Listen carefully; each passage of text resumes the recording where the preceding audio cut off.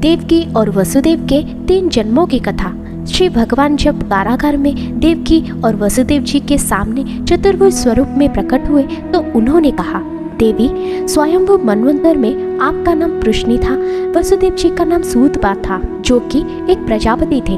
तुम दोनों ने देवताओं के 12,000 वर्षों तक कठिन तप करके मुझे प्रसन्न किया, क्योंकि तुम दोनों ने तपस्या, श्रद्धा और प्रेममयी भक्ति से अपने हृदय में निरंतर मेरी भावना की थी। इसलिए मैं तुम्हें वर देने के लिए प्रकट हुआ। मैंने कहा कि तुम्हारी जो इच्छा है सो मुझसे मांग लो। तब तुम दोनों ने मेरे जैसा पुत्र मांगा।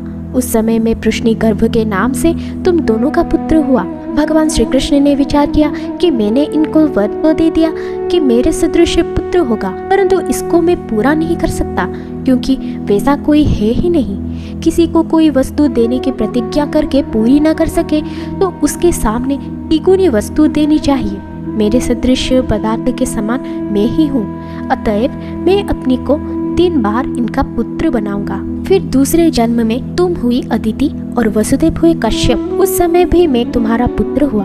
मेरा नाम था उपेंद्र। शरीर छोटा होने के कारण लोग मुझे वामन भी कहते थे। तुम्हारे इस तीसरे जन्म में भी मैं उसी स्वरूप में फिर तुम्हारा पुत्र हुआ हूँ। मैंने तुम्हें अपना यह रूप इसलिए दिखलाया है कि तुम्हें मेरे पूर्व अवतारों का स्मरण हो जाए, अन्यथा मेरे जन्म का ज्ञान किसी को नहीं होता। तुम दोनों मेरे प्रति पुत्र भाव से ही स्नेह करना तथा निरंतर ब्रह्म भाव से चिंतन करना। इस प्रकार अनेक बातें कहकर उन्हें समझाया और माता देवकी के कहने से भगवान ने बाल रूप को धारण कर लिया।